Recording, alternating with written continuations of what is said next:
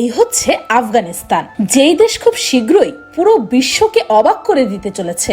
বহু বছরের যুদ্ধ, দুর্ভিক্ষ ও দরিদ্র সীমার নিচে থাকা আফগানিস্তানও যে এমন একটি কাজ করে দেখাতে পারে, এটা কেউ কখনো কল্পনাও করেনি। আসলে আফগানিস্তান বানাচ্ছে এশিয়ার সবচেয়ে বড় কৃত্রিম নদী, আর এই নদী পাল্টে দেবে আফগানিস্তানের ভবিষ্যৎ। 285 কিলোমিটার লম্বা ও 500 ফিট চওড়া এই নদীটির নাম কুশতেপা নদী। অবাক করা বিষয় হচ্ছে, এই নদীটি তৈরি করতে আফগানিস্তান বহির্বিশ্ব থেকে কোন রকম অর্থ সাহায্য নেয়নি, এমনকি আনা হয়নি বহির্বিশ্বের কোনো ইঞ্জিনিয়ারও। যেখানে ছোটখাটো কোনো প্রজেক্ট করতে বিভিন্ন দেশ বহির্বিশ্বের সব বড় বড় ইঞ্জিনিয়ার নিয়ে আসে, সেখানে আফগানিস্তান কিভাবে একাই এশিয়ার সবচেয়ে বড় কৃত্রিম নদী তৈরি করছে? আর এই নদী আফগানিস্তান কিভাবে বা তৈরি করছে? অন্যান্য দেশগুলো কেনই বা বলছে যে এই কৃত্রিম নদী আফগানিস্তান একবার তৈরি করে ফেললে তাদেরকে আর পেছনে ফিরে তাকাতে হবে না, এর ফলে নাকি পাল্টে যাবে আফগানিস্তানের ভাগ্য? এসব তথ্যই জানাবো আজকের এই ভিডিওতে।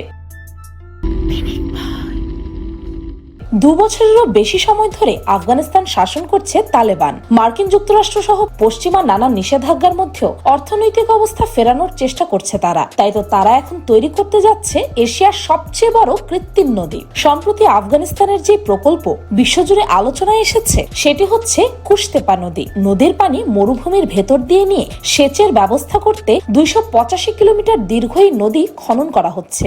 সবচেয়ে অবাক করা ব্যাপার হচ্ছে, এটি নির্মিত হচ্ছে বিদেশিদের কোনো প্রকার সাহায্য ছাড়াই। এ নিয়ে সম্প্রতি বিস্তারিত প্রতিবেদন প্রকাশ করেন মার্কিন সংবাদ মাধ্যম ওয়াশিংটন পোস্ট।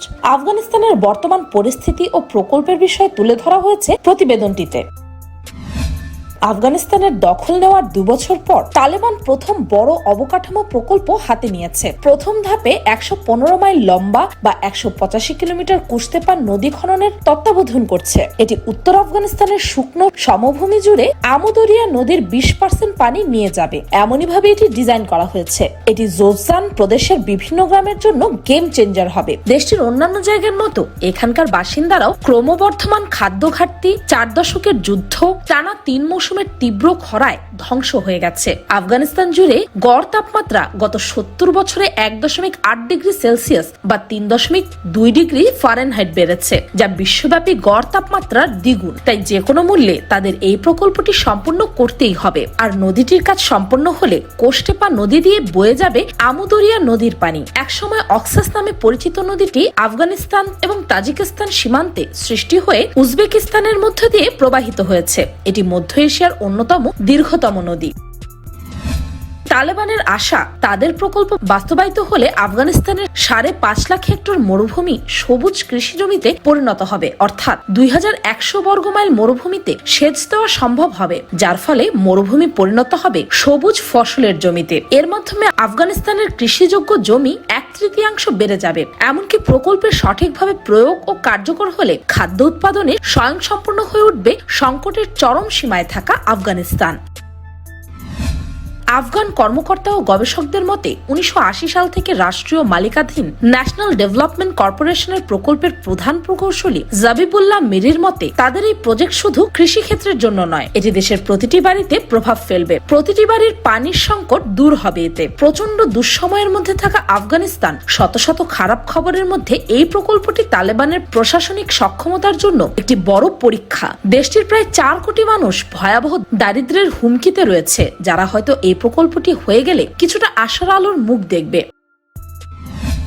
তবে আন্তর্জাতিকভাবে বিভিন্ন তালেবান সরকারের জন্য এমন বিশাল প্রকল্প বাস্তবায়ন চ্যালেঞ্জের বিষয় বটে। যদিও কুশতেপা নদী খনন প্রকল্পটি অবশ্য নতুন নয়। উত্তর আফগানিস্তানে একটি নদী খননের প্রকল্প কয়েক দশক ধরে আলোচনায় ছিল। সেই প্রকল্পটি প্রথম আফগান প্রেসিডেন্ট মোহাম্মদ দাউদ খানের অধীনে 1970-এর দশকে ধারণা করা হয়েছিল। শেষ পর্যন্ত আশরাফ গনির অধীনে 2021 সালে নির্মাণ শুরু হয়েছিল। 2021 সালে ক্ষমতা গ্রহণের পর এই প্রকল্পের কাজ এগিয়ে নেওয়ার মনোনিবেশ করে। প্রকল্পের দ্রুত বাস্তবায়নের জন্য $100 মিলিয়ন অনুমোদন দেয় তালেবান সরকার, যা আফগানিস্তানের বার্ষিক কর আয়ের প্রায় 1/4। সম্প্রতি ইউটিউবে প্রকাশিত একটি ভিডিওতে দেখা যাচ্ছে বালির উপর গর্জন করছে এক ঝাঁক খনন যন্ত্র, যেখানে কঠোর পরিশ্রম করে চলেছে বিভিন্ন জাতিগোষ্ঠীর শ্রমিকরা। তালেবান সরকার বলেছে, এই বিশাল প্রকল্পে প্রায় 5,500 মানুষ ও 3,000-এরও বেশি যন্ত্রপাতি 24 ঘন্টা কাজ করবে। 100 মিটার প্রশস্ত ও 8 মিটার গভীর এই নদীটি খনন করতে ব্যবহার করা হচ্ছে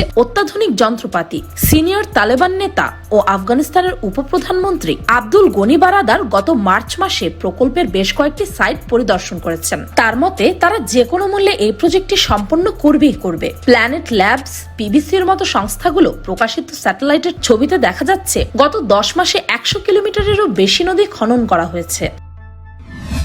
তবে দ্রুত কাজ মানে ভালো কাজ নয়, কারণ জার্মানির federal waterways engineering and research ইনস্টিটিউশনের একজন পানি সম্পদ প্রকৌশলী এবং গবেষক নজিবুল্লাহ সাদিদের শঙ্কা, নদীটি ঠিকভাবে আচ্ছাদিত হচ্ছে না। সেক্ষেত্রে এর বেশিরভাগ পানি ওই অঞ্চলের শুষ্ক বালুকাময় মাটি শুষে নেবে। তাছাড়া নদী তৈরির প্রকল্পে খননের অংশটাই সবচেয়ে সহজ।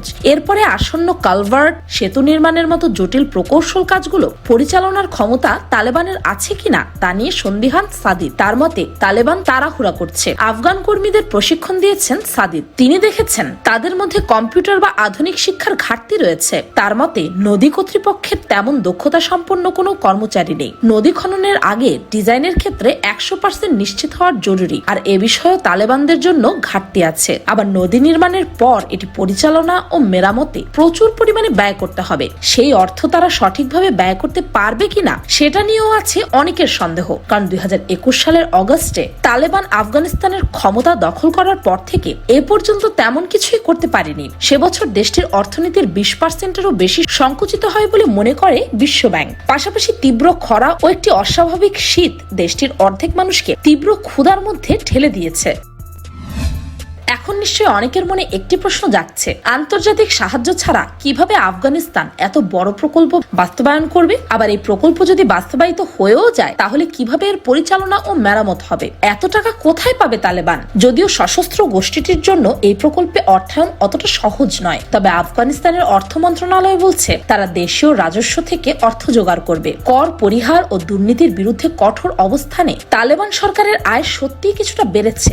এছাড়াও আফগানিস্তানের অভ্যন্তরীণ কয়লার খনি থেকে আয়ের মাধ্যমে নদীটি নির্মাণ ও অর্থায়ন করা হবে। তবে তাদের হাতে অর্থ প্রকল্পের তুলনায় খুবই সামান্য। আবার এদিকে বিদেশি দাতারা বিশাল প্রকল্পের জন্য তালেবানের হাতে অর্থ দিতে রাজিই নয়। প্রকল্পিত 285 কিলোমিটার দৈর্ঘ্যের প্রকল্পটিতে প্রথম ধাপে কাজ হবে 100 কিলোমিটারের বেশি। এর জন্য 9 কোটি 10 লক্ষ মার্কিন ডলার ব্যয় হবে বলে ধারণা করা হচ্ছে, যা 820 কোটি আফগানির সমান। আর এটি 2022 সালের প্রথম 8 মাসে আফগানিস্তানের অভ্যন্তরীণ রাজস্বের প্রায় 8% সমতুল্য। এখন পর্যন্ত খরচ হয়েছে $180 মিলিয়ন। তবে এখানেই সমস্যার শেষ নয়। আরেকটি সমস্যা হলো নদীর কাজ শেষ হলে সেটি আঞ্চলিক বিবাদ বাড়িয়ে দিতে পারে। কারণ আমুদরিয়া নদীর পানি প্রবাহে এই খাল যুক্ত হলে ক্ষতিগ্রস্ত হবে প্রতিবেশী উজবেকিস্তান ও তুর্কমেনিস্তান। নদীটি উজবেকিস্তানের সীমান্তের কাছাকাছি আমুদরিয়া নদী থেকে পানি সরাবে। উজবেকরা তাদের অন্যতম প্রধান অর্থকারী ফসল তোলার ক্ষেত্রে সেচ দেওয়ার জন্য এই নদীর উপর নির্ভরশীল। তাছাড়া আফগানিস্তান তার বেশিরভাগ বিদ্যুৎ আমদানি করে উজবেকিস্তান থেকে। ফলে উজবেকদের রাগিয়ে দেওয়ার সামর্থ্য আপাতত তাদের নেই। সাম্প্রতিক সপ্তাহগুলোতে কাবুলের বাসিন্দারা দিনে মাত্র 2 ঘন্টার মতো বিদ্যুৎ পেয়েছেন, কারণ তাশখন্দ সরকার আফগানিস্তানের রপ্তানি কমিয়ে নিজেদের বিদ্যুৎ ঘাটতি পূরণের সিদ্ধান্ত নিয়েছিল। ফলে পানি নিয়ে ক্রমবর্ধমান উত্তেজনা দ্বিপাক্ষিক সম্পর্ককে আরো খারাপ করে তুলতে পারে। এরই মধ্যে দেশ দুটি কাবুলে প্রতিনিধি পাঠিয়ে উদ্বেগ প্রকাশ করেছে আফগানিস্তান অভ্যন্তরীণ সংঘাতে জর্জরিত। এছাড়া দীর্ঘকাল ধরে আন্তঃসীমান্ত পানি সম্পদের সঠিক পাওনা নিয়ে সংগ্রাম করছে। ইরান, উজবেকিস্তান এবং তুর্কমেনিস্তান সহ প্রতিবেশী দেশগুলো তাদের ন্যায্য অংশের চেয়ে বেশি ব্যবহার করছে। যদিও প্রবাসী আফগান বিশেষজ্ঞরা বলছেন যে কেবল মেগা খাল নির্মাণের ক্ষেত্রেই নয়, এটি পরিচালনার ক্ষেত্রেও চ্যালেঞ্জের মুখে পড়তে হতে পারে। তবে আফগানিস্তানের ন্যাশনাল ডেভেলপমেন্ট কর্পোরেশনের প্রধান আব্দুল রহমান আত্তাশের মতে যদিও তাদের এই প্রকল্প বাস্তবায়নের সক্ষমতা নিয়ে অনেকের মনে সন্দেহ রয়েছে, কিন্তু তারা প্রমাণ করে দেবে আফগানিস্তান নিজের অর্থনীতিকে দাঁড় করাতে এবং নিজস্বভাবে জাতীয় প্রকল্প বাস্তবায়ন করতে সক্ষম। যদিও একটি বিবৃতিতে আফগান পররাষ্ট্র মন্ত্রণালয়ের একজন মুখপাত্র আব্দুল কাহার বালখি স্বীকার করেছেন যে নদীটি পরিচালনা করা এবং পানির বিরোধ একটি বড় সমস্যা, তবে সেগুলো সমাধান করা হবে। আর এর মধ্যে নদীর নির্মাণ কাজ 100 মাইল পর্যন্ত সম্পন্ন হয়েছে। এই প্রকল্প আফগানিস্তানের ভবিষ্যৎ বদলে দেবে বলে আশা করছেন বিশেষজ্ঞরা। তবে এখানে একটি প্রশ্ন থেকেই যায়, আসলেই কি শেষ পর্যন্ত বাস্তবায়িত হবে আফগানিস্তানের এই মেগা প্রজেক্ট? এ বিষয়ে আপনার মতামত কমেন্টে জানাতে পারেন। আর ভিডিওটি ভালো লাগলে একটি লাইক করে যাবেন, আর পিনিক চ্যানেলটিকে সাবস্ক্রাইব করে বেল আইকনে অল নোটিফিকেশন অন করতে ভুলবেন না যেন। আমি ফাল্গুনি, আজকের মতো পর্যন্তই। দেখা হচ্ছে পরের ভিডিওতে।